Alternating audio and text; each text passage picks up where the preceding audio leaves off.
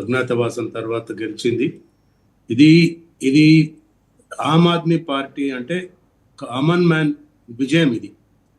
సరే తర్వాత బీజేపీ విజయం అనొచ్చు, లేకపోతే మోడీ గారి విజయం అనొచ్చు, కానీ కామన్ మ్యాన్ డే 1 ఎప్పుడైతే రిజల్ట్ ఎలక్షన్ డిక్లేర్ అయిందో ఆ రోజు నుంచి కూడా చాలా సీరియస్గా ఈ పార్టీని ఎప్పుడు ఓడగొట్టాలనే నిర్ణయంతో ఉన్నారు. నేను కూడా అప్పటి నుంచి రిజల్ట్స్ చూస్తూ ఉన్నాను. అన్ని మీరు కొన్ని సెక్షన్స్ ఆఫ్ పీపుల్ తీసుకుంటే, ముందుగా జుగ్గి జోపిడి ఉంది, అక్కడ +8 సీట్స్ వచ్చినాయి. జుగ్గి జోపిడి ఎక్కడైతే డామినేటింగ్ ఉంటారో, అట్లాగే లోయర్ మిడిల్ క్లాస్ వాటన్నిటిని ఒక కనుక సెక్ట్గా తీసుకుంటే అక్కడ 10 సీట్స్ +10 సీట్స్ వచ్చినాయి. ముస్లిం డామినేటెడ్ సీట్స్ అక్కడ 4 సీట్స్ వచ్చినాయి అవుట్ ఆఫ్ 10. ముస్లిం డామినేటెడ్ వాళ్ళ ఓట్లు ఎక్కువ ఉన్నాయి అక్కడ, అయినా కూడా అక్కడ +4. తర్వాత జాట్ ఓటర్స్ లోపల 9 అవుట్ ఆఫ్ 10 సీట్స్ వచ్చినాయి. అదేవిధంగా south Delhi, north east Delhi, తర్వాత పూర్వాంచల్ నుంచి వచ్చిన సెటిల్ అయిన వాళ్ళు ఉన్నారు, పూర్వాంచల్ ఇన్ఫ్లుయెన్స్డ్ పీపుల్, అక్కడ వాళ్ళది 25 సీట్స్ క్యాల్కులేట్ చేస్తే అవుట్ ఆఫ్ 25 15 సీట్స్ వచ్చినాయి. అంటే ఓవరాల్గా ఢిల్లీలో ఆయన పేరేంటి మనీష్ తివారీ ఒక పాట పాడాడు ఆ మధ్య. నేను కూడా లాస్ట్ వీక్ ఏదో ఢిల్లీ వెళ్ళినప్పుడు ఆయన్ని కలవడం జరిగింది. ఆయన ఒక పాట పాడాడు, ఏమంటే భాజపా దిల్ మే దిల్ మే భాజపా ఢిల్లీ మే, అంటే అందరి మనసుల్లో భాజపా ఉంది, ఢిల్లీలో కూడా బీజేపీ వస్తుంది అని ఒక చక్కటి పాట కూడా రాశాడు ఆయన మనీష్ తివారీ. సో ఏంటంటే ఇక్కడ ముఖ్యంగా చూడాల్సింది ఏంటంటే 10 years యాంటీ ఇన్కంబెన్సీ. ఇప్పుడు మిత్రులు ఏదో చెప్పారు, స్నానం చేస్తే ఓట్లు వేశారు అంటే అది ప్రాబబ్లీ వారికి కమ్యూనిస్ట్ మెంటాలిటీ ఉంటే నాకు తెలియదు. ఆయన స్నానం చేస్తే ఓట్లు వేశారంటే ఎంతకన్నా హాస్యాస్పదం ఏది ఉండదు. మోడీ గారి మీద ఒక నమ్మకం దేశ ప్రజలకి. ఇన్ని రాష్ట్రాలలో అధికారం వస్తుంటే పుట్టి స్నానాలు చేస్తేనే అధికారంలో వచ్చిందా అండి? కొంచెం ఆలోచించి మాట్లాడాలి పెద్దలు.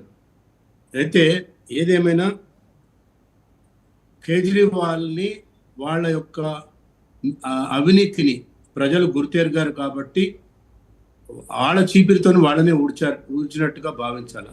ఇంకో విషయం ఏంటంటే తగుదునన్నమ్మ అని ఇక్కడి నుంచి మన కార్పొరేట్ బతుకమ్మ ఢిల్లీ పోయి అక్కడ ఈమె ఇరికింది, ఈమె జైలుకి పోయింది, వాళ్ళనందరినీ జైలుకి పంపించింది. ఆ అవినీతి కూపంలో ఈమె పోయి అక్కడ ఇరికిచ్చింది వాళ్ళని. అందుకు అక్కడ కూడా ఈ ఎఫెక్ట్ అక్కడ కూడా ఉంది, కనపడుతుంది. ఆవిడ ఇరికించిందా, మీరు ట్రాప్ చేసి ఆవిడ లాక్కెళ్ళారా? దీని మీద కూడా సందేహాలు ఉన్నాయి. సరే, that is another debatable topic. Sharma గారు, ప్రస్తుతం ఢిల్లీ ఎలక్షన్స్ రిజల్ట్ వరకు కన్ఫైన్ అయ్యి మాట్లాడదాం. అంటే ఇందులో ఇంకొక ఇంపార్టెంట్ ఏంటంటే కేజ్రీవాల్ ఫస్ట్ టైం నుంచి ఇప్పుడు మొన్నటి ఎలక్షన్స్ కూడా, ఈ ఎలక్షన్స్ లో కూడా అన్ని ఫ్రీ బీస్ ఇస్తాను, కుకింగ్ గ్యాస్ ఫ్రీ అన్నాడు, ఫ్రీ కరెంట్ అన్నాడు, 150 యూనిట్ల దాకా ఫ్రీ కరెంట్ అన్నాడు, మున్సిపల్ ట్యాక్సెస్ తక్కువ చేస్తా అన్నాడు. తర్వాత మొహల్లా క్లినిక్ లో డాక్టర్లు ఉండరు, పెట్టారు మొహల్లా క్లినిక్స్, కొంతవరకు సక్సెస్ అయినాయి 30-40%. ఇన్ని చెప్పినా కూడా ప్రజలు ఎందుకు తిరస్కరించారనేది వాళ్ళు ఆలోచించాలి. ఈరోజు కేవలం కరప్షనే కాదు, వాళ్ళ యొక్క ఇంకొకటి, ఆయన అందరికీ నేను ఆమ్ ఆద్మీ పార్టీ అని ఫస్ట్లో 2013లో ఇంతకుముందు మిత్రులు శైలేష్ రెడ్డి గారు చెప్పారు, ఏది మన అన్నా హజారేని వాడుకొని ఇండియా అగేన్స్ట్ కరప్షన్ అని పెట్టి, ఇండియా అగేన్స్ట్ కరప్షన్ అని చెప్పి అసలు కరప్షనే చెయ్యము మా జీవితంలో అని ఆయన 42 కోట్ల ఇల్లు కట్టుకున్నాడు. అవన్నీ చూస్తారు కదా ప్రజలు. సో ఇవన్నీ కూడా వర్కౌట్ అయితే అక్కడ వాళ్ళు ఏదో మాట్లాడి మేము ఆప్ ఫెయిల్యూర్స్ కారణంగా బీజేపీ అధికారంలోకి వస్తుందంటారా, లేకపోతే బీజేపీ ఖచ్చితంగా ప్రతిభ చూపిస్తుంది, బీజేపీ ప్రజల పట్ల కన్సర్న్ ఉంది, జనరల్గా బీజేపీకి మీద ఒక ఇంప్రెషన్ ఉంది బ్రాహ్మణ్ బనియా పార్టీ అని, ఉత్తరాదిలో ఆ తరహా వ్యవహారాలే బీజేపీ ఇప్పటివరకు చేస్తూ వచ్చింది కాబట్టి దక్షిణాదిలో తీసేయండి, మీ అవసరాల కొద్దీ మీరు లోకల్గా డిఫరెంట్ పార్టీస్ తోటి మీరు అలయన్స్లోకి వెళ్తున్నారు, కానీ ఉత్తరాదిలో ఆ ముద్ర అయితే మీ మీద బలంగా ఉంది. అంటే మీకంటూ ఈసారి సామాన్య జనం కోసం బీజేపీ అనే నినాదం మీరు ఇచ్చారు కదా, అది నిజంగా ఢిల్లీలో అమలు చేసే అవకాశం ఉందా? ఖచ్చితంగా. ఎందుకంటే ఇప్పుడు బ్రాహ్మణ్ బనియా పార్టీ అయితే మోడీ గారు ఎట్లా ప్రధానమంత్రి అవుతారు? First point. తర్వాత మొత్తం మంత్రివర్గంలో 18 మంది ఓబీసీలు ఉన్నారు, 6 ఎస్సీలు ఉన్నారు, ఎస్టీలు ఉన్నారు, అన్ని వర్గాల మంత్రివర్గం ఉంది అక్కడ.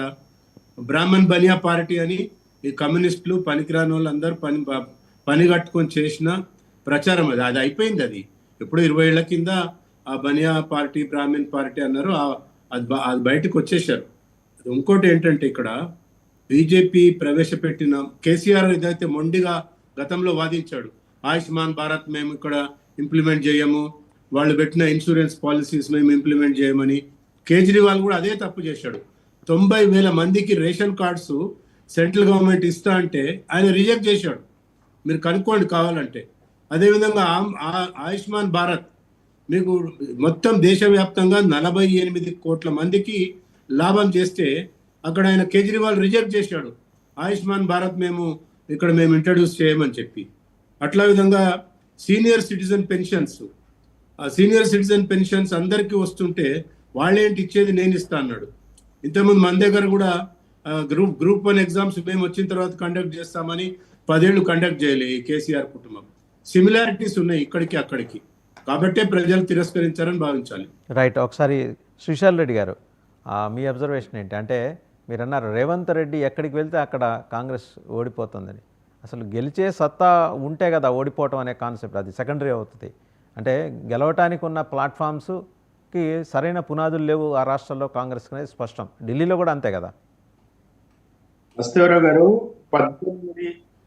1885లో పుట్టింది పార్టీ. 139 సంవత్సరాల వయసున్న కాంగ్రెస్ పార్టీ ఈరోజు అన్ని రకాల భావదారిద్ర్యంలో కూరుకొని పోయింది. వాస్తవరావు గారు, ఏ అంశం తీసుకున్నా కాంగ్రెస్ పార్టీ